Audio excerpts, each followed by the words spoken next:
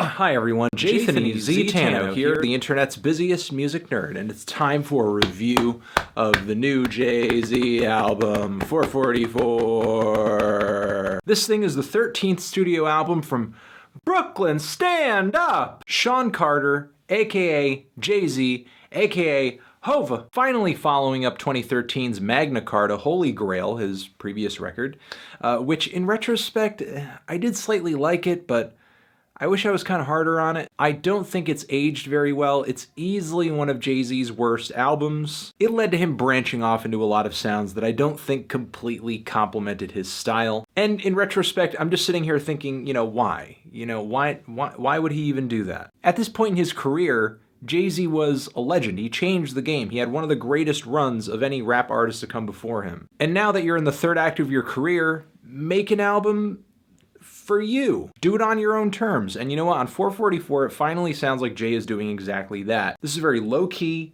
personal, intimate record. Raw, R-A-W, down to its very core, to the point where the recording sounds kind of slapped together, not in a bad way, a little rough around the edges. Jay might rap on numerous occasions on this thing about how much wealth he has, but it sounds like he's spitting into a microphone he bought secondhand off of a YouTuber whose channel has like 10,000 subscribers. And it's not just that, the instrumental vibe of this record is vastly different than that of any Jay-Z album to come before it. There are no bangers on here, there are no club hits, no tracks where Jay is essentially trying to keep up with whatever prevailing trends are happening in hip-hop right now with Future or Migos or whoever. Nothing really grand or thematic like on Blueprint or American Gangster. 444 takes a more cerebral approach. The beats that No ID brings to the table from front to back on this thing are skeletal, very simple, straightforward, loaded most of the time with lots of jagged and very clunky samples that layer over each other into a really pretty cacophony. Even the features on this thing just sound like more sounds that are just chopped up and laced into the beat itself, especially Frank Ocean's appearance on this thing. Beyonce is a slight exception, Damian Marley kind of, but that's not necessarily a bad thing because this record really centers around Jay. The song structures on this thing are pretty simplistic and to the point too. A lot of cuts on here don't even break the 3-minute mark. Most hooks feature either Jay-Z just like kind of throwing a quick refrain out there and repeating that a few times before he goes into the next verse, even if there is a next verse, or he just leaves open space on the track and lets the beat ride for a few bars, like on the title track. Combine that with a more casual than usual approach in Jay-Z's vocal delivery, and you essentially have an album that sounds like what would happen if Jay were forced to put out a record on Stone's Throw. Because I could easily see tracks off of this thing being thrown seamlessly into a mix of like Oh No and Quasimodo and a little bit of Jay Dilla, from the uplifting gospel choral samples on Smile to the very sharp dubby reggae flip on Bam. So Jay essentially uses this subtle instrumental backdrop to pull the listener in and essentially spill the beans on his personal life and personal perceptions on fatherhood, his mother, his daughter, black culture, rap culture, society at large. And of course, we weren't going to go through this album without hearing at least a few tracks making reference to his recent infidelities, which we heard splattered all over Beyonce's Lemonade record last year, which is an album I enjoyed a lot, but I was kind of going into this thing skeptical as to how Jay-Z would handle that end song. Would it be as captivating emotionally? Would he just kind of handle it in a couple funny bars here and there and not really take it all that seriously? Actually, no, that's not the case at all. If it just felt like simple, stupid drama, I would call it out as such, but there are songs on this thing where Jay-Z is just dragging himself from beginning to the end for like an entire verse. It sounds like he's literally just burying his ego 6 feet under the dirt because of what he did. Or at the tail end of the title track on this thing, where Jay-Z seems to lose complete track of his flow and breaks essentially into what just sounds like a regular and a painful apology, talking about his betrayal not just to Beyonce, but also to his kids. And when Jay isn't tearing himself down on this record, he's doing stuff like addressing racial inequalities in America. Most notably on the track The Story of OJ, where it doesn't really matter whether you're rich or poor, or you're real or you're fake. If you're black and you're in America, most likely your lineage rose out of a really dark and a really unjust time in our history. The ethos of this track essentially boils down to one of my favorite lines on the entire record. Not because he comes through with this amazing double entendre or anything like that, but as he says, OJ's like, I'm not black, I'm OJ. And then right after that, he just leaves this really long, almost awkward pause and comes through right after at the end of the bar with like, okay. And just that little bit of sarcasm he just lays on that word. It just says so much. But simultaneously on this track, he drops this weird stereotype bar about how Jewish people own all of the property in America because of credit.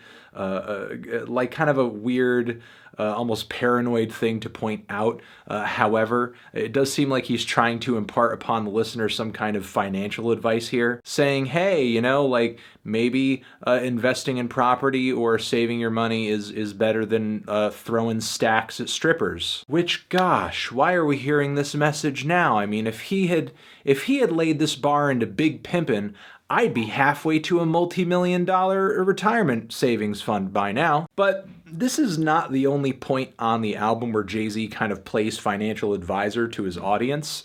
On the song Legacy that ends the entire album off, Jay-Z essentially goes on about generational wealth, talking about how he can't wait to take all the fruits of his labor over the years and pass those on to his children, essentially making the point that the easiest way to keep your kids from being poor is to, I guess, keep them from starting out that way. The song Smile I thought was surprisingly cute, very endearing, and kind of heartwarming, as the first verse is spent talking about Jay-Z's mother for a great deal of her life hiding her sexuality. Coming out later in life, there's a bit of a spoken word moment, some poetry toward the very tail end of this track, where she encourages any and all listeners to the song to just love who they want to love because life or tomorrow is not guaranteed. However, the rest of the track is kind of spent with Jay-Z just kind of bragging about his success, reaching the upper echelons of society. And I have to admit that even though some of this stuff is familiar territory for Jay, he does sound like he's having the time of his life on this track, and that attitude is kind of infectious. But even though Jay-Z continues to flaunt success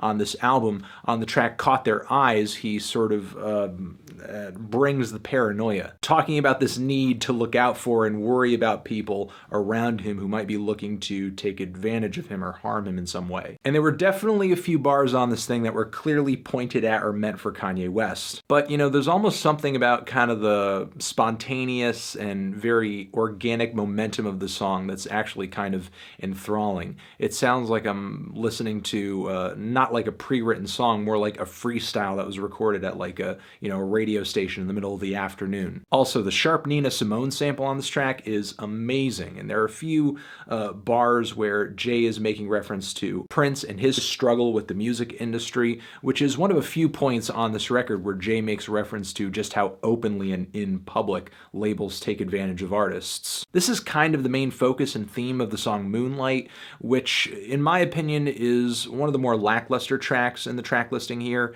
The introductory refrain is so deflated and so uninteresting, and then once Jay finally gets into his first verse, I feel like he's just kind of making all of these jaded old head observations that aren't really that interesting. The song ends kind of abruptly, and it just seems like Jay doesn't really want to connect all that deeply with this new generation of artists, but simultaneously feels like obligated to insult them or, you know, just like make some kind of comment on them, despite the fact that I don't really think he has that much to say. I mean, I personally can tell the difference between all of these newer rappers, and I mean, it's not like Rockefeller Records didn't play a role in homogenizing the sound of the bling era. And Jay-Z might be forgetting just about how many rappers in the 2000s wanted to sound like him, or freaking Dipset, or The Game, or 50 Cent, or Eminem. Still though, it's Jay's age and experience that also brings us the track Marcy Me, which is a captivating bit of lyrical time travel as Jay takes us back into his old stomping grounds. Easily one of the most personal moments on the entire record, and transitions very nicely into the closing track. You know, I really loved listening to this thing. However, I still don't think that this is an album for your average rap fan, maybe even your average Jay-Z listener. You know, really, this is for the hardcore Jay-Z fan. This is for the fan that is not just here to listen to Jay for his talents and his abilities to craft great songs, great double entendres, fantastic wordplay. This is for the fan that is interested in Jay-Z as a legend, as an icon, as a figure. This is not for the casual rap fan who's just looking for something to turn up to. And honestly, there's not a whole lot to hear on this record in terms of like super technical, flashy writing either. Jay-Z's fundamentals on this album are still very good. You know, you wouldn't catch things like the really smart Future reference on Kill Jay-Z if it weren't for the fact that there's been like so much media hype about it over the past week. But 444's appeal lies less in Jay-Z's skill and more in Jay-Z's humanity, in his honesty, in his character traits and his character flaws. In a way, this is not so much a Jay-Z album as much as it is a Sean Carter album. I'm feeling a strong 7 to a light 8 on this thing. Transition. Have you given this album a listen? Did you love it? Did you hate it? What would you rate it? You're the best. You're the best. What should I review next? My review of Magna Carta, Holy Grail, is next to my head over here. Click on that, watch that, or subscribe to the channel, and I will catch you guys in the next video. Jay-Z, 444, forever.